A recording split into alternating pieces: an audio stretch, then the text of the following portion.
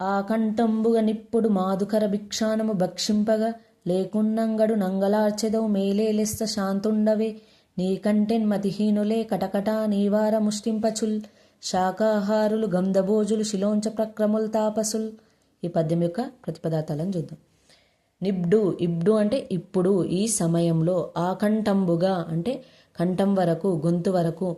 మాధుకర భిక్షాన్నము, మాధుకర భిక్షాన్నము అంటే మాధుకర రూపమైనటువంటి భిక్షాన్నము లేకపోతే మాధుకర రూపమైనటువంటి ఆహారము.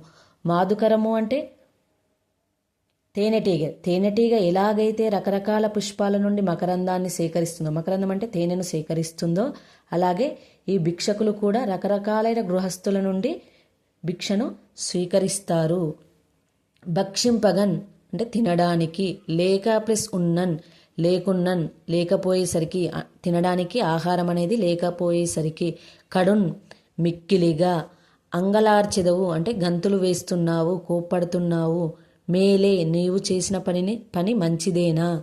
లెస్సా బాగున్నదా. శాంతుడవు ప్లస్ ఏ శాంతుడవే. నువ్వు శాంతగుణం కలిగిన వాడివేనా. ఏంటి సన్యాసులు అంటేనే శాంతగుణం కలిగి ఉండాలి. అందుకే పార్వతీదేవి వ్యాసుని అడుగుతుంది ఏమని, నువ్వు శాంతగుణం కలిగిన వాడివేనా అని. కటకట అయ్యో అయ్యయ్యో.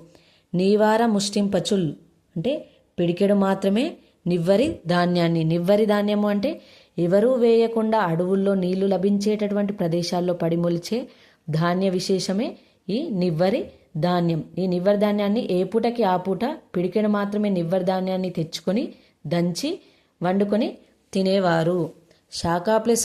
శాకాహారులు కేవలం కూరలు కాయలు మాత్రమే తినేటటువంటి వారు.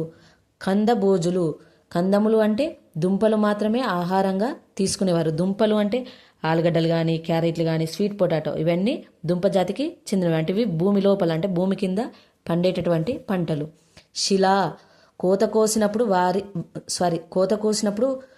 వరి చేలలో ఆ కింద పడినటువంటి కంకుల్ని ఏరుకొని తెచ్చి వండుకొని తినేటటువంటి వాళ్ళు.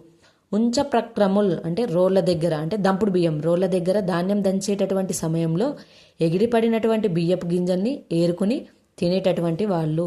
తాపసుల్ తపస్సు చేసుకునేటటువంటి వాళ్ళు. నీకన్నా ఓ వేదవ్యాస మహర్షి నీకన్నా మతిహీనులే అంటే తెలివి తక్కువ వారా. ఇది ఈ పద్యము, దాని యొక్క ప్రతిపదార్థాలు.